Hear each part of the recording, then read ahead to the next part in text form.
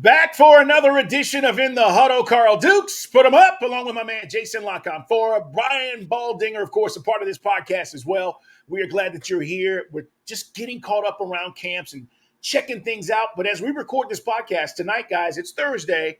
It's August 1st. We've got football, Jason. It is the Hall of Fame game. And yes, we know most of the starters won't play. But I want to start there before we talk about some things that are going on in camp. Tua getting his deal. I know you and Baldy broke that down a little bit last week. So we're not going to see Caleb Williams tonight? It's a little surprising. I'm kind of of two minds about this, Carl. Look, I look at the Bears through the prism of, can they finally incubate a young quarterback? Can they finally develop a franchise guy? Do they have the right people in place? And is it a little odd that if we often question what a Matt Eberflus regime did in its attempts to either cultivate or maybe go out of their way not to cultivate Justin Fields, right, who I guess wasn't their guy, then are they the right people to entrust with this new diamond that you're trying to polish up? So there's a part of me that has sort of figured that they would be showing him off in the preseason, that the hype train would be getting out of the station. Any opportunity, right, to show that he's in good hands with us, locally and nationally, that they would lean into. And I'm not saying that that's wrong. I think there's a natural inclination there. And they were afforded this extra window to try to get him ready for week one in a scenario where we know he's the week one starter. This isn't Drake May in New England, right, where they really want to play for that. This isn't McCarthy in Minnesota, who's got a better shot to at least be more competitive than New England, but is probably still going to, play the veteran in Darnold. This is Caleb Williams' team. So part of me is like, okay, they're resisting this urge to flex their muscles and show this kid off, right, and try to run out there and win a meaningless game. To start to, engender the locker room and get everybody thinking we're winners now. But there's another part of me who's like, you want to take advantage of it at least a little bit? Maybe you wouldn't have to leave him in for the whole first half, but why not get his feet wet on a drive or two? Now, I know people in the past have complained about that field, right? Yeah. And we've seen issues.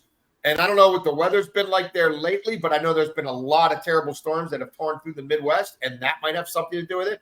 I can remember 15 years ago being there for a Hall of Fame game. Joe Gibbs returned to the NFL. He plays some of his starters in the first series, and he loses his starting right tackle, John Jansen, for the year with a ruptured Achilles. And a lot of people at the time felt like that surface had something to do with it. And I know that they've redone that surface over the years. So, maybe there's something to that. But, I'm a little surprised the kid's not going to play a series, right? To get him out there, get a sweat on, throw a couple balls. Even if you don't have a lot of ones out there with him, you play your one offensive line because you want to be smart. Right. I don't think the Texans are going to be I don't think D'Amico Ryan is sending a red dog blitz on the first snap of the Hall of Fame game, right? I just thought it'd be a chance to just an incremental step in this young man's development from the college to the pro game. Not a huge thing one way or the other, but I'm definitely surprised he's not going to suit up. What about you? I am too, and only because Shane Waldron's the new OC.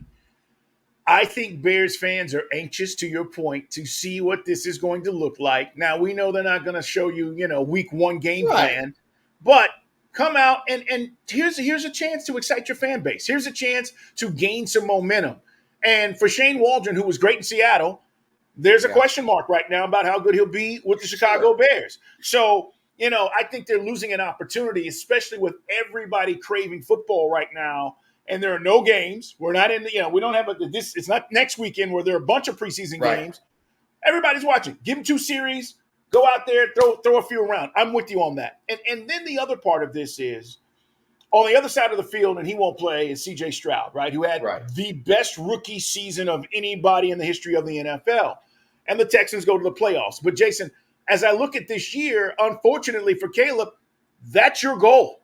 You've got to come close to those numbers to make people feel like you're going to be that dude, or you're going to be as good as C.J. Stroud showed that you can be last year in your rookie year.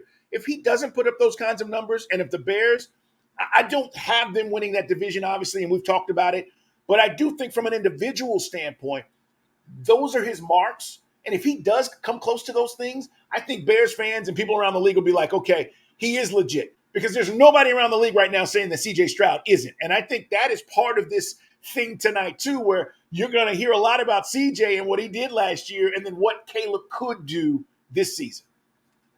Yeah, I think there's a few layers to it. One is that you don't want to be the guy to have to follow the guy. Like, so part of the reason the CJ Stroud thing was so shocking last year is people weren't coming in talking about it. Like, the Texans were not a heavily bet team, right? They weren't a sexy team. All the talk was about the Jags, right? And the Jags turned the corner, and the Jags almost right?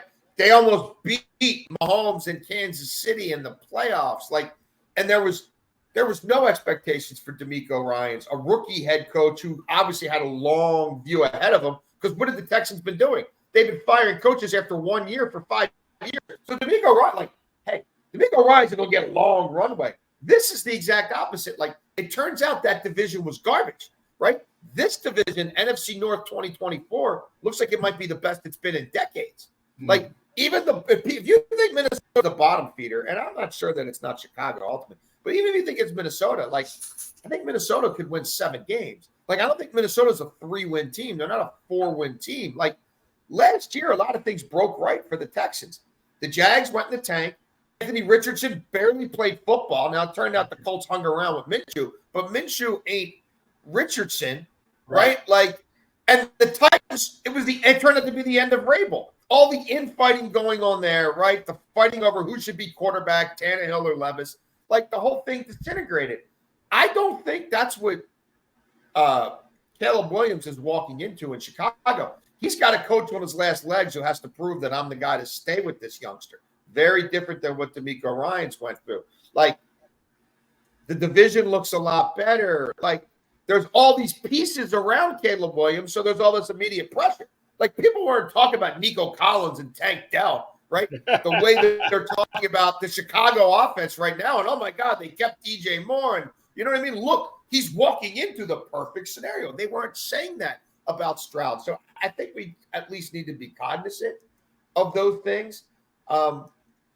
And I think the Bears, while they're certainly more respectable, and I think they've turned the corner, I am less than convinced that Eberflus is the guy who's going to go to a playoff game with Caleb Williams. And I also think their timing's a little off. Like, that division had been so down for so long, right? But this isn't Green Bay trying to extract themselves out of the Aaron Rodgers, like, you know, the ending of that, the demise of that relationship. It's Jordan Love in a year where a lot of people think he could be an MVP. It's the Lions franchise that actually sustained some success for the first time in a long time, right? And showed that they have some playoff mettle. And the Vikings didn't have a quarterback last year, and they still hung around till the very end. So I'm not as bullish on the Bears as some other people. Like, I think they'll be respectable, certainly. Yeah. But I think they might find that their timing was a little off. Yeah, I agree. And I think, by the way, Brian Flores in that Vikings defense is still good enough to keep you in games. Yeah. That's the thing. That's the thing. Even if JJ plays at some point, which we think he will, the defense is going to keep them close. And so I'm with you on that. It is In the Huddle, by the way. Jason La Canfora, Carl Dukes, Brian Baldinger, a part of this podcast as well. Subscribe, like us. And, guys, it's In the Huddle Pod on YouTube. You can watch us. I want to bring this up real quick, Jason, because I was kind of like, this is some bullshit. And I heard Gerard Mayo say he hadn't heard from Bill Belichick since he got the job. And there are reports out there, okay, about this. And this was Monday. He went on the Up and Adams show. All right, I think it's NFL Network. And Mayo explained that the two have barely spoken since he took over as the Patriots coach. Jason, what's that about? Like, everybody wants to talk about Belichick and all the greatness and all the things, and I can't debate what he's accomplished. But really, bro, you're not even going to reach out to Gerard Mayo, who was a captain for you and ultimately He's not going to be there 20 years and do what you did. Nobody's going to Right. repeat that. He's not a What threat to your legacy. Yeah. What is the deal? Like, what does that say about Belichick? Because for me, real quick, people talk about why he didn't get this Falcons job. And we talked a lot about it on this podcast. And we said, listen, he annihilated some people. The first interview went great. Second interview was crap. He wanted to fire everybody. It just gives you a sense of why he maybe didn't get a job in the NFL this season. And I don't know what happens next year, but I found that very interesting, but yet disturbing at the same time. Well, Belichick's about Belichick. Let's never lose sight of that. He's going to look after number one. I think it is a little small portal into his soul, which is probably charred black in a lot of places. But he has a certain ethos of things he believes in. And yeah, you would think he would reach out to Gerard Mayo, giving their relationship coach to coach and coach to player, because they had both, and say, look, man, I'm not going to get in your way. I'm not going to hang around Foxborough. I'm not keeping any mementos in my old office. But if you need me for anything, you call me. You know what I mean? Exactly. I'm here to be a resource for you. Like, you would think it would be that sort of relationship. And it doesn't sound like it is. I mean, I can't say I'm stunned by it. And also, these guys are ruthless, world-class competitors. Like, do I think in his heart of hearts that Bill Belichick wants to see the Patriots be worse without him than with him? Sure. I do. But I also think that thing got to be so horseshit. Bro, you lowered the bar, homie. Like, I got news for you. Like, if they win 5 or 6 games, 7 games with what you left them, people are going to be saying Gerard Mayo did a pretty good job. They're not going to be saying, oh, Bill Belichick really got, there wasn't much in those 22-23 New England Patriots, and he got everything out of it. No, they're going to be saying, like, damn. The Patriots the last 2 years were an abject failure. I mean, it is what it is, and nothing that Bill Belichick hopes will sugarcoat that is going to sugarcoat that. I mean, you look at the last 3 NFL seasons, and he's got the same record basically as Ron Rivera, and we all know what the dying embers of the R-Skin / WTF / Commanders, right? Because I think they had 3 names their final 3 years. We all know what a joke that was. I mean, you compare the metrics, that's the same thing that the Patriots became post Tom Brady. They became that pretty quickly post Tom Brady. Yeah, it's unfortunate, but I'm not shocked. His comment, by the way, Gerard Mayo, has Bill Belichick reached out to you? Quote, we haven't had a lot of communication. I've learned a lot from Bill, but it's a different time. It's a different era, and we hope we can have the same success. I mean, that doesn't – that's not – dude, we talked yesterday. He texts me every day. Yeah, he emails me. Hey, I'm really busy right now, but he's made it clear to me that you call me anytime, and I'll drop what I'm doing on my Inane podcast or on the 10th hole. You know what I mean? To try to help you out. Crazy. So I just want to discuss that. I mean, listen, it's not an indictment of Bill's coaching ability. I think somebody's going to hire him. We know how these owners are, Jason. Somebody's going to hire him next cycle. But ultimately, these are the kind of things when you have guys in your building, players, star players, that say, dude didn't talk to me in the morning when I came into the building, or a guy that was a star for you in Gerard Mayo and takes over and you don't communicate. It's just weird. It's in the huddle. Let's talk a little bit about what else is going on around the NFL. And, of course, that's the quarterback contracts. I know you and Baldy hit on this, but the Tua deal gets done, last weekend. Here's where I'm at, Jason, on Tua. 1 healthy season, 17 games, right? Prior to last year was 13, 10, 13, whatever. I'm not as bullish on him as I am on Jordan Love. And I don't know where you're at on this. I know Love only had that 8-game sample where people just want to look at the last part of the season and go, okay, he was great, and this is what he got paid for.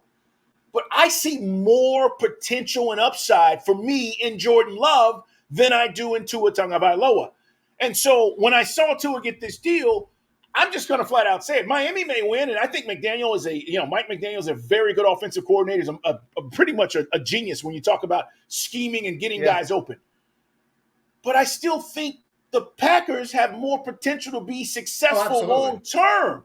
So I Oh, don't yeah. know. People say, did they overpay? I'm not going to say they overpaid. I'm just going to tell you that I would not have done this. I would have let him play it out. And then I would have even franchise tagged him and said, let me see it one Yeah. more year. Why are teams afraid to do this, Jason? Because teams have the ability to do it, but they keep caving and signing these $200 million checks. Yeah. I mean, look, owners are heavily involved in decisions like this. It's a lot of money. And in the case of Tua, it's a lot of tricky money because of the injury risk and his history of brain trauma. Um, it is what I thought it would be, that he would get a top dollar contract once we got into this off season. I thought it would be 50 million a year or above. I didn't think they were going to be able to wiggle out of that, and they couldn't. And do I think 18 months or 24 months from now they have some buyer's remorse? I absolutely think that's quite possible. Not just because of the issues with his concussions, but it really looks like an operation where everything's got to be like all the parameters have to be perfect. Like, you know, 85 degrees, other teams not acclimated to the heat, right? We're at home, Right. not too much wind, not rain, early in the season before our depth gets exposed when we get beat up. Like, if it's an optimal day to play pitch and catch and everything, all the planets are aligned, they could be it could be record breaking. It can look unstoppable. We can see stretches of 6 weeks or more where you're like, who's doing anything more precise than the Miami Dolphins? But it's already a 17 game season, and it's going to be 18 sooner rather than later. And the season's going to stretch even deeper into February. And as much of a fit as he is for what they want to do, like, let's not forget what a national embarrassment their playoff game was. Like, Woo. that looked like a team that did not want to be there. Like, that's the last thing you put on film. And none of them really looked like they were particularly up for that fight. And I know it was extreme cold, but I also know there were 80,000 people in the stands who sat there through the whole night as well. Like, I personally would have a hard time doing it, even though the market would tell you, well, if you believe in him at all, the more you wait, the more it's going to cost you. Um, they really were in a predicament. I don't think that team is particularly close to winning big in terms of the playoffs. And I do have some reservations. So I there's a lot of buyer beware there. But when you go that far down the road, I mean, yeah, franchise could have been interesting. It's still going to be a lot of money. The problem there is obviously that all that money counts against your cap in real time. Sure. And so can Sure. we win and have this guy counting, 40 whatever million, 45 million against our cap? And they obviously made their determination. It ended how I thought it would end, and I think there's going to be some buyer's remorse. I said it before it got done. I'd have no problem giving Jordan Love more money than Trevor Lawrence, more money than anybody got this offseason. It was time for him to go to the head of the class. I had no reservations about the Packers doing it. I knew they would do it. They're doing it gladly because they're not putting up with any of the bullshit they had to put up with their other quarterback. This is like such a breath of fresh air for them. Nobody was worried about the sample size. They know this kid. He's been in their building 3+ years now. He's their guy. He's generational. And what I love for the player is it's 4 years. So he's going to get another bite at the apple soon. So, I mean, this contract was the best quarterback contract when you really look at it. Don't give me the annual AAV, because none of these guys are seeing those contracts through anyway. So you're Right. basing that off the length of the contract. He's never getting there. He's going to get a lot of money, a shitload of money in the first couple of years of this contract. That's right. And then they're back to the market 2 years from now, because you don't want them to get to a lame duck year. And if the Trevor Lawrences of the world keep getting ridiculous deals, then we need to stay in front of that and keep redoing Jordan Love every 2 to 3 years.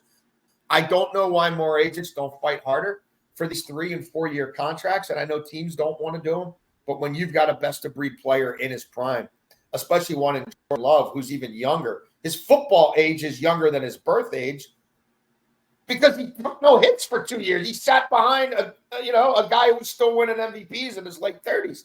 So he's even younger than that in terms of what football does to your body and mind, right? In terms of the attrition. So it makes all the sense in the world. And his management did a great job of not selling too many future years. And they'll be doing this dance again in 2 years. And they might be doing this dance again in 2 years with him having a Lombardi trophy, another one brought home to Green Bay. Youngest team in the league, youngest wide receiving core in the league. There's just a lot to like about the Packers, and LaFleur is pretty damn good. So Yes, without the distractions of, the darkroom guy, I totally agree with you. Here's the other thing, though, about Tua, and this is why I know people will watch this and they'll say, I heard Duke say, he wouldn't have paid him. Tua is not good, to Jason's point, in cold weather. And I want you guys to think about the AFC. You got to go to Kansas City. Right now, it's going through Kansas City. You might have to go to Buffalo. Right now, it's still going through Buffalo. You look at the AFC, it's cold weather. Baltimore, Cincinnati, it ain't fun in January, no matter what. Yeah. So, Jason, you're telling me he's 0-4 right now in games that are temperatures below 40 degrees. That's his record. He's great when the weather's warm, to your point, in perfect conditions. So I think it's 32-13 when the weather is 70 degrees or better. He's great. Either way, in those 4 years we're talking about, with him playing. Bottom line is he just doesn't play well in cold weather. Until he proves he can, I don't know if I change my opinion because they got to get the 1 seed, right? Or they've got to get the 1 seed. I mean, that's right. It's not like you've got two, you know what I mean? Two bites at the bye, right? Because maybe you avoid a cold weather game by getting the bye.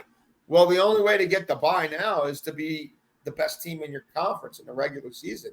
They've made it harder. And then, anything other than 1, you're probably playing your final conference game somewhere where it's much more likely to be 20 degrees than 60. Yep, no doubt. So we'll see. Congratulations, Tua. Congratulations to Jordan Love. We're all about getting your money. Listen, we're guys, we want to get ours, get yours. Yes. I have no issue. But at the end of the day, the expectation goes up. And now you've got to prove, just like Trevor and all these other guys, are you legit? Half the guys that have gotten paid on this quarterback list have not either been to a Super Bowl or won a Super Bowl, right? Burrow's been to one. Hurts has been to one. Like, most of these guys haven't even come close, but yet they're getting that kind of money. And, oh, by the way, Jason, while we're talking about this, just real quick, it's in the Huddle. Subscribe, guys. Like us, tell your friends. New episodes every week. We talk nothing but NFL. Brian Baldinger, part of this podcast. What the hell is Mahomes worth? If we're seeing these guys get this, what's Mahomes' deal? His next, when he goes back to the negotiating table, what does that look like for him? Is he the first 70 million guy? It honestly just comes down to where his head is, It comes down to where his head is because clearly he wants to out Brady. Yeah. And what was Tom Brady worth all those years? And what did he decide to play for? And we've all heard the conspiracy theories about, he's going to get a piece of the franchise on the way out, right? Or, they bought him, right? They bought him a G6, right? But it's in Kraft's name and he gets to use it and everything. Like, I've heard a million theories about why Brady always did the things he did. But look, it was just a fact. Peyton Manning would always be trying to reset the market with his agent, Tom Condon, as quickly as possible. And Tom Brady would wait, and then do deals that made you scratch your head and say, man, he left them with a lot of wiggle room. Like, he left money on the table. Mahomes seems very inclined to keep going that Brady route because, I think he's infatuated with chasing and exceeding everything Brady did, as crazy as that might sound to anybody, because what Brady did is absolutely nuts, and it's still very fresh. So I don't think he'll ever get what he could or what he's worth, because I just don't think that matters to him. I think you're right. I do. I think for him, he already knows 3 Super Bowls. Legacy is more important, right? Being considered maybe the all-time great is more important. And let's be honest, when you get to this point, when you get 3 or more, dude, you're not worried about money. He's going to be fine for the rest of his life.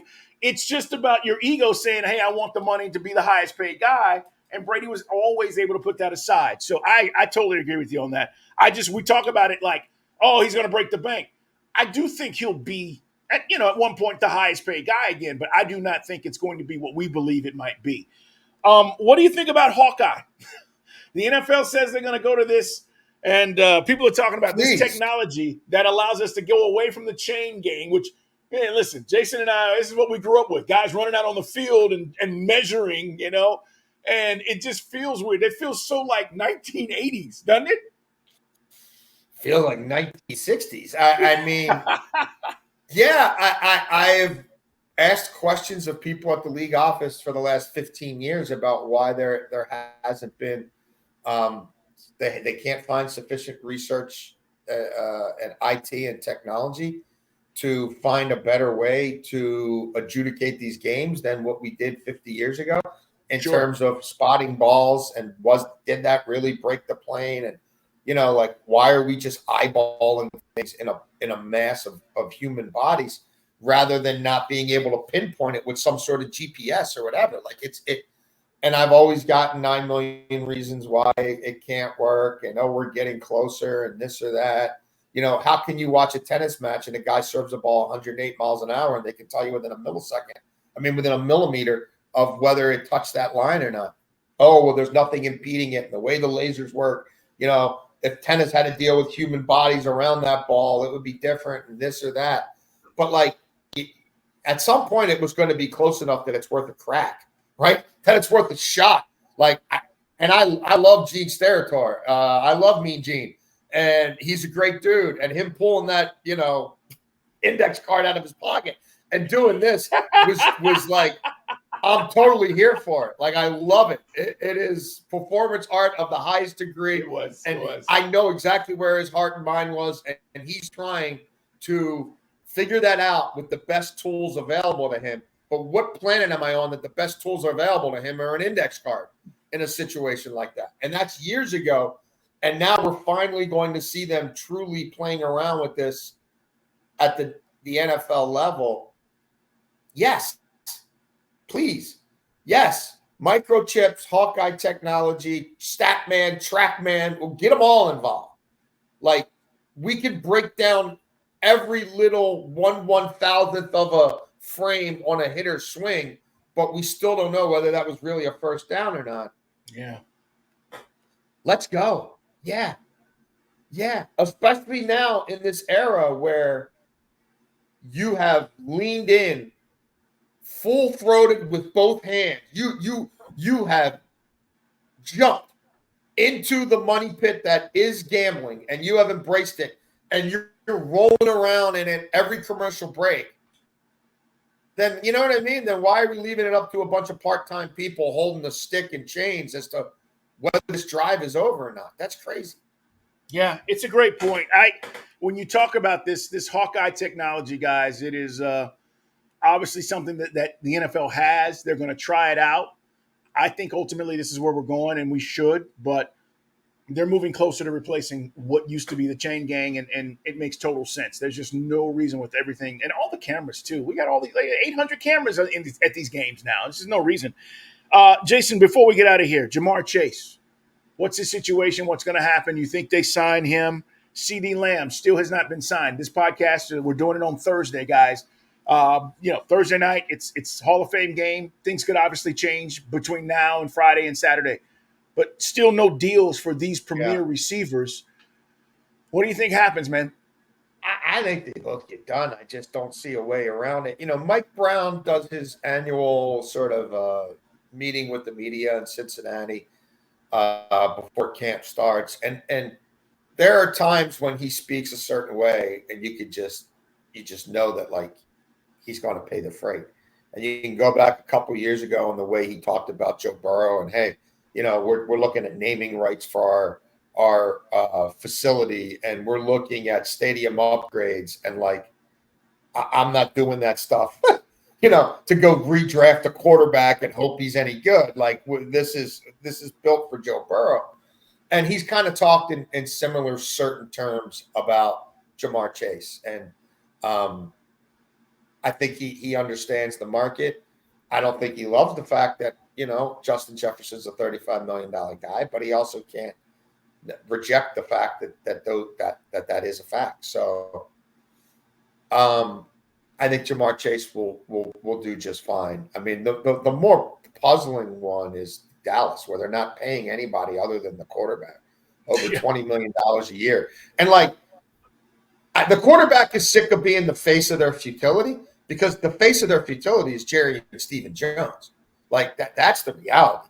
It's been going on for a generation, not just for 4 or 5 years.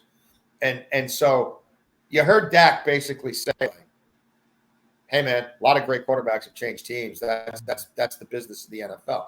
So he's got one eye on the future outside of Dallas, as he should. And so Jerry knows that as well. So if you're moving off of Dak Prescott and you still want to claim that you want to be competitive, you're not going to give whoever the next quarterback is on his rookie deal the best slot receiver in the NFL to help his progress. Like what? Like that makes sense. So if you're going from a $60 million quarterback to a guy on a rookie deal, then how does what you don't want to pay Dak not go to CeeDee Lamb? Right. You don't have a running back who's any good, who anybody fears. Your offensive line has gotten old. It's fallen into disrepair. You no longer have one of the highest paid centers and the highest paid left tackle. And like those days are over. Like Micah, I guess, will get his money, but like, I mean, I just can't explain anything that's going on there. But the fact that you don't just accept, you know what I mean, that CeeDee Lamb and our quarterback are really the only thing that make this offense go. How can you be going to war with both of them at the same time? Like, How can you not acknowledge that at least one of them needs a reset in real time, like right now? You know what I mean? Like immediately, like before camp starts, so we don't have a black cloud hanging over our locker room and our team. And like he's not going to win. His process of I'm an option quarterback and I hold the ball as long as I possibly can to read the field and pitch it. I got news for you. The other team never changed. Like the field never changes. Prices just keep going up. Like more guys just keep getting paid. Like more guys who are better than average, but maybe not generational. Trevor Lawrence get paid like they're generational because that's how it goes. Like it's shameful to me. Like it's shameful. And he's not going to win in the end. He's not going to save any money, and he will just sort of continue to alienate guys in that organization who don't understand what the goal is here. Like, is this really about trying to win right bleeping now as much as we can, or is it about profit margins and securing as much uber generational wealth for the Jones family and generations of the Jones family to come who haven't been born yet? Like, what are we doing? Like, who are we? What's the goal? Well, they say the goal is to win the Super Bowl. That's what he says. Whatever. Hey, Jason, great job as always. We got a lot more to get to, guys, as we ramp up. We'll be talking more about camps and what's going on. I want to get your take next week on Lamar and what's happening up there with him. I heard him talk about some good things. We'll tell you about Kirk Cousins. We will also check in with Baldy, who's been around the various camps as well. And we'll get ready for some NFL football, guys. Make sure you tune in, and more importantly, like us, subscribe, and check out In the Huddle wherever you get your podcast. Thanks, Jason. Everybody have a great day. Thank you, buddy.